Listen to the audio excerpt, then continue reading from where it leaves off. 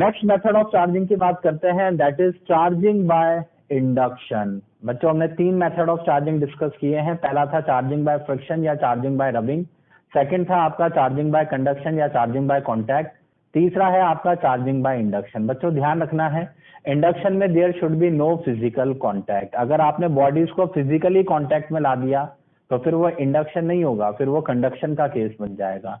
तो पहली बात, there will be no physical contact. Definition की बात करें, induction is the phenomenon of redistribution of charge on a body when a charge body is brought near it. किसी uncharge body या charge body के पास में किसी दूसरी चार्ज बॉडी को रखने पर चार्जेस का एक रीडिस्ट्रीब्यूशन होता है और इसी को क्या कहा जाता है बच्चों, इंडक्शन। फॉर एग्जांपल मान लेते हैं कंडक्टिंग स्फीयर है, कंडक्टिंग स्फीयर मतलब कंडक्टर स्फीयर है, मेटल का स्फीयर है। बच्चों कंडक्टर्स जो होते हैं, मेटल्स जो होते हैं, उनके पास abundant amount of free electrons होते हैं। तो ऐसे में अगर मैं एक नेगेटिवली चार्ज रॉड को इस अनचार्ज स्फीयर के केवल पास में ला रहा हूं, टच नहीं कर रहा हूं मैं, तो इस नेगेटिवली चार्ज रॉड को पास में लाने पर इसके जितने भी फ्री इलेक्ट्रॉन्स हैं वो इस नेगेटिव चार्ज से रिपेल होंगे और भागकर किधर जाएंगे, इस हिस्से पर।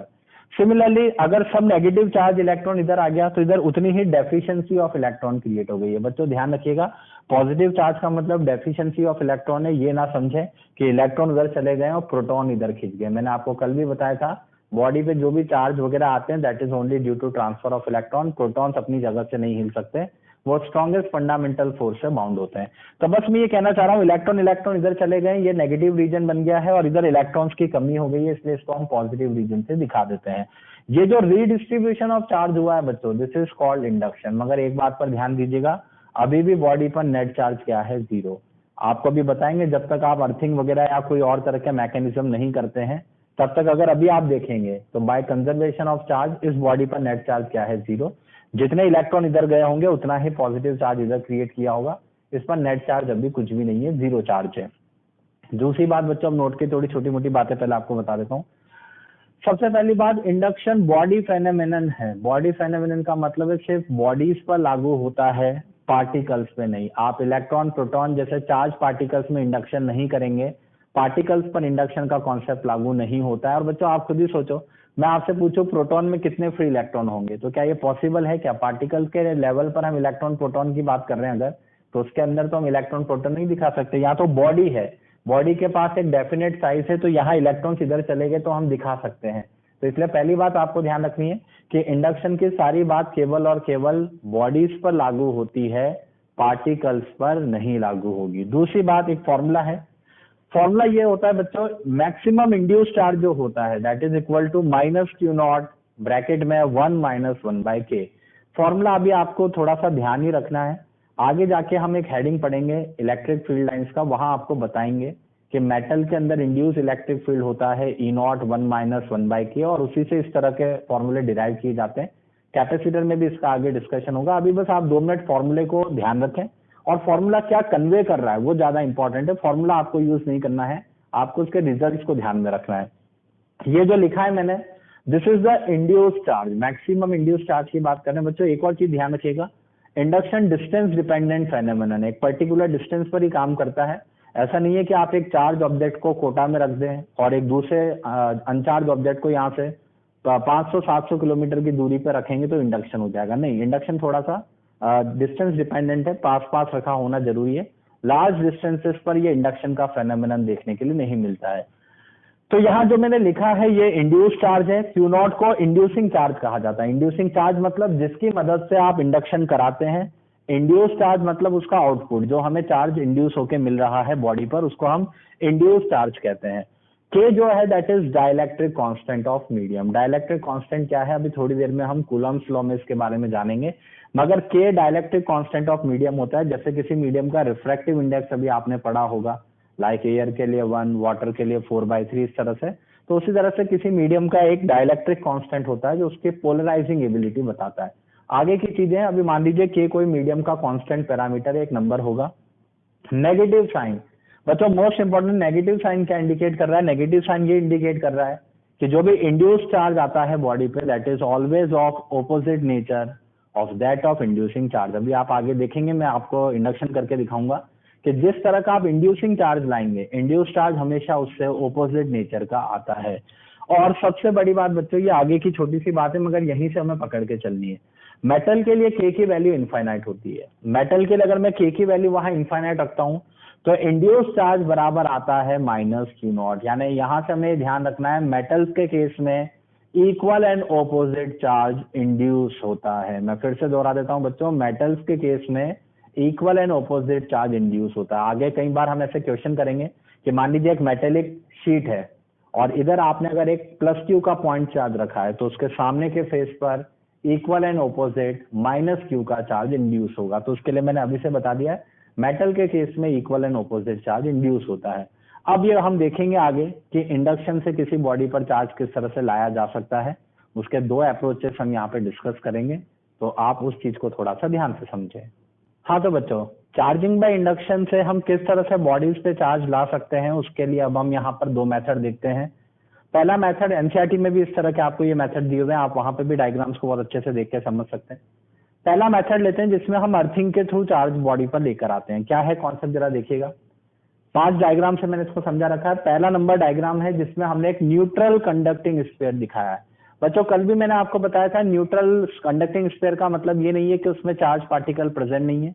न्यूट्रल का मतलब सिर्फ ये है कि उसका total protonic charge and total electronic charge जो है वो आपस में बैलेंस है। तो यहाँ पर मैंने एक न्यूट्रल कंडक्टिंग स्फीयर दिखाया और आप देख पाएंगे मैंने गिन के 3 पॉजिटिव और 3 नेगेटिव साइन यहाँ पर बनाए हैं। बच्चों ये इस तरह से जो मैंने दिखाया है, इसका बस ये मीनिंग है कि इस समय जो बॉडी का सेंटर ऑफ चार्ज है, जैसे सेंटर ऑफ मास होता है वैसे सेंटर ऑफ चार्ज है, वो इस समय ज्योमेट्रिक सेंटर पर कॉन्साइड कर रहा होगा। एक न्यूट्रल कंडक्टिंग स्फीयर दिखाया, आप तो बस ये मान लीजिए और कुछ भी नहीं है। इंसुलेटेड स्टैंड पर रखा है बच्चों, आगे आपको बताएंगे अर्थिंग वर्थिंग के कुछ कॉन्सेप्ट्स होते हैं जिसके चलते हमें इसको अर्थ से इंसुलेट करने की जरूरत है। तो एक न्यूट्रल कंडक्टिंग स्फीयर मेटल का स्फीयर है जिसको मैंने इंसुलेटेड स्टैंड पर रखा हुआ है। अब इस पर हम इंडक्शन के थ्रू चार्ज कैसे लेकर आएंगे, तो बच्चों सेकंड स्टेप में आप देखिए, अब मैंने इसके पास एक नेगेटिवली चार्ज इंड्यूसिंग रॉड हम लेकर आए हैं। बस पास में लेकर आना है, टच नहीं करना है बच्चों। टच करते स्फीयर पर नेगेटिव चार्ज आ जाएगा by the process of conduction. अभी आपको केवल इसको पास में लेकर आना है। अब जैसे ही आप इस नेगेटिवली चार्ज रॉड को इसके पास में लेकर आएंगे तो इस मेटेलिक स्फीयर के जितने भी फ्री इलेक्ट्रॉन्स हैं वो रिपेल होकर इस साइड चले जाएंगे एंड सिमिलरली उधर इलेक्ट्रॉन से डेफिशिएंट रीजन हो जाएगा, तो उधर इलेक्ट्रॉन की उतनी ही डेफिशिएंसी क्रिएट हो जाएगी। तो मैंने दिखा दिया इस तरह से आपको समझाने के लिए कि 3 माइनस इधर आ गए हैं, 3 प्लस इधर आ गए हैं, पर अभी भी अगर आप देखेंगे तो बॉडी पर नेट चार्ज क्या है बच्चों, 0। अभी कोई चार्ज नहीं आया, अभी बस चार्ज का रिडिस्ट्रीब्यूशन हुआ है। बॉडी पर नेट चार्ज कैसे आएगा, चार्ज तो कंजर्व है, उसको आप क्रिएट नहीं कर सकते, डिस्ट्रॉय नहीं कर सकते। तो अब थर्ड स्टेप में हम क्या कर रहे हैं बच्चों, इधर देखिए ध्यान से। इंड्यूसिंग चार्ज को यानी रॉड को पास में बनाए रखते हुए इधर वाली साइड को मैंने अर्थ से कनेक्ट कर दिया। बच्चों अर्थिंग का कॉन्सेप्ट हम इस चैप्टर के थोड़े एंड में जाकर पढ़ते हैं, पर अभी फिर भी मैं आपको थोड़ा बहुत आइडिया दे देता हूँ। अर्थ एक चार्ज का सागर है, जरूरत पड़ने पर आप उसको किसी भी अमाउंट में चार्ज दे सकते हैं, जरूरत पड़ने पर आप उससे किसी भी अमाउंट में चार्ज ले सकते हैं। इस चार्ज के लेने देने से अर्थ के पोटेंशियल पे कोई फर्क नहीं पड़ता। अर्थ का पोटेंशियल इनफाइनाइटली 0 होता है बच्चों। तो आप बस इतनी सी बात समझ लीजिए कि जब भी हम किसी चार्ज बॉडी को अर्थ के कांटेक्ट में ला देते हैं तो अर्थ उसके सारे चार्ज को न्यूट्रलाइज कर देती है ताकि उस बॉडी का पोटेंशियल अर्थ के बराबर हो जाए। इसी कॉन्सेप्ट को हम घरों में भी इस्तेमाल करते हैं बच्चों, आपने देखा होगा घरों के अंदर हम अर्थिंग करवाते हैं, लाइटनिंग कंडक्टर्स लगाए जाते हैं बड़ी बड़ी बिल्डिंगों की छत पर, उनको भी अर्थ से कनेक्ट किया जाता है। इसी कॉन्सेप्ट को उसके अंदर यूज किया जाता है। अर्थिंग हम बहुत डिटेल में इस चैप्टर में आगे पढ़ेंगे, लाइटनिंग कंडक्टर का भी कॉन्सेप्ट आपको आगे बताया जाएगा। अभी के लिए बस आप ये समझ लीजिए कि अगर मैं इंड्यूसिंग चार्ज को पास में बनाए रखते हुए इस साइड को अर्थ से कनेक्ट करता हूं तो ये पॉजिटिव चार्ज जो मैंने दिखाया है ये तो बाउंड चार्ज की तरह उसके साथ उलझा रहेगा, और इधर का हिस्सा क्योंकि अर्थ से कनेक्टेड है तो ये सारे इलेक्ट्रॉन्स अर्थ में समा जाएंगे। अर्थ इसके चार्ज को न्यूट्रलाइज कर देगी, इलेक्ट्रॉन्स बॉडी से निकलकर अर्थ में चले जाएंगे। इधर की साइड का पोटेंशियल आपका 0 करने के लिए। आगे की बात, अब हमने अगले 4 डायग्राम में अर्थिंग को रिमूव कर दिया है, अर्थिंग हटा दी, मगर अभी भी इंड्यूसिंग बॉडी पास में बनी हुई है। एंड फाइनल डायग्राम में जब आप इंड्यूसिंग बॉडी को भी हटा देंगे तो आप देखेंगे इस पर ये 3 प्लस के चार्ज इस तरह से यूनिफॉर्मली डिस्ट्रीब्यूट हो जाएगा। यानी अब इस बॉडी पर फाइनली एक नेट पॉजिटिव चार्ज निकल के आ चुका है। और आपने ये अच्छे से देखा बच्चों, इंड्यूसिंग चार्ज अगर आप नेगेटिव लेकर आए थे तो बॉडी पर इंड्यूस चार्ज कैसा आया है, पॉजिटिव। तो अगर आप ये अर्थिंग जब तक कनेक्ट नहीं करेंगे तब तक बॉडी पर नेट चार्ज नहीं आएगा। आपने अर्थिंग कर कर आपकी बॉडी का जो एक साइड का नेगेटिव चार्ज था उसको अर्थ को ट्रांसफर कर दिया है। इससे हमारे चार्ज कंजर्वेशन के कॉन्सेप्ट पर कोई वायलेशन नहीं हुआ है। नेगेटिव चार्ज अर्थ में चला गया है, अर्थ का पोटेंशियल नहीं बढ़ेगा उससे, पर हमारी बॉडी पर अब एक डेफिशिएंसी ऑफ इलेक्ट्रॉन्स क्रिएट हो गई है और इस तरह से हमने इसको पॉजिटिव चार्ज से यहाँ दिखा दिया है। बच्चों सोच के देखिएगा आप यहाँ पर, जैसे आप नेगेटिवली चार्ज रॉड को लेकर आए, अगर ऐसे आप पॉजिटिवली चार्ज रॉड को लेकर आते तो बॉडी पर कैसा चार्ज आता। तो बहुत सिंपल सी बात है, यहाँ पॉजिटिवली चार्ज रॉड लेकर आते तो इधर नेगेटिव और इधर पॉजिटिव बनता, इधर नेगेटिव इधर उलझा रहता है। जब आप अर्थिंग से कनेक्ट करते तो वो पॉजिटिव चार्ज अर्थ को ट्रांसफर हो जाता है। यानी इधर सुनिएगा बच्चों, अभी एक्सेस इलेक्ट्रॉन अर्थ में समा गए, जब इधर पॉजिटिव चार्ज होता तो इधर से इलेक्ट्रॉन अर्थ से आकर उस पॉजिटिव चार्ज की डेफिशिएंसी को खत्म कर देते।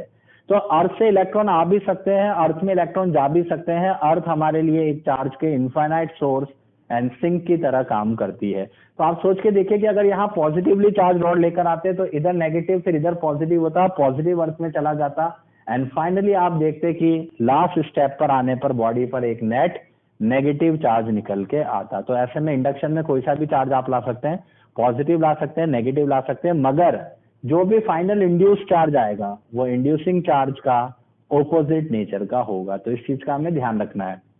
अब बच्चों आगे की बात करते हैं। एक और मेथड होता है जिसमें दो स्फीयर्स की मदद से विदाउट अर्थिंग हम इंडक्शन से चार्ज ला सकते हैं। कैसे, जरा देखिएगा। मेथड नंबर 2, दो न्यूट्रल स्फीयर्स है। वही बात, न्यूट्रल स्फीयर्स मतलब इनके इस समय पॉजिटिव नेगेटिव चार्जेस बैलेंस है। मैंने सिंप्लिसिटी के लिए वही 3 प्लस 3 माइनस 3 प्लस 3 माइनस यहाँ पर दिखा रखे हैं।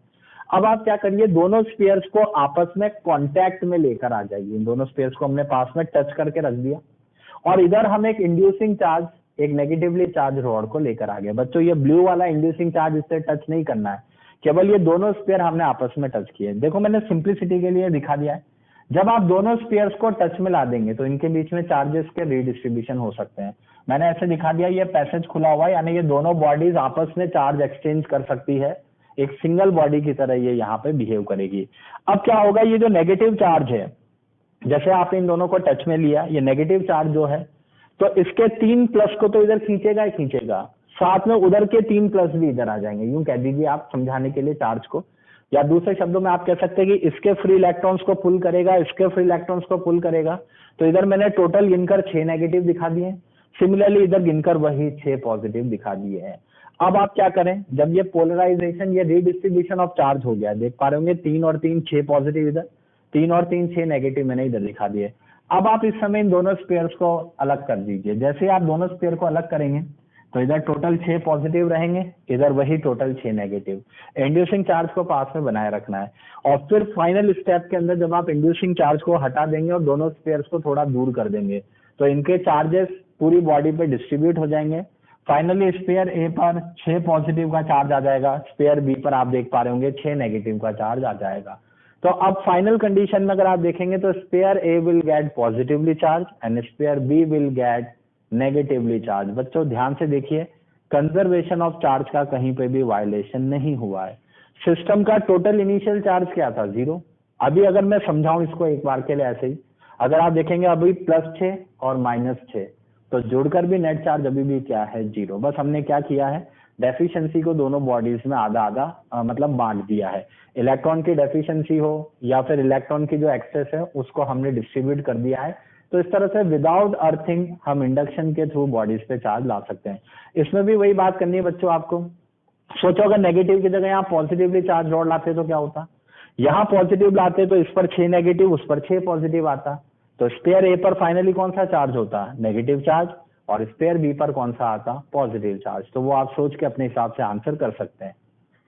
तो बच्चों ये इंडक्शन के 2 मेथड थे जिनको आपको थोड़ा सा समझना है, अच्छे से ध्यान रखना है इस तरह के क्वेश्चंस का हमें। अब आगे की बात करते हैं, एक छोटे से इंस्ट्रूमेंट को डिस्कस कर लेते हैं। गोल्ड लीफ इलेक्ट्रोस्कोप इसको कहा जाता है।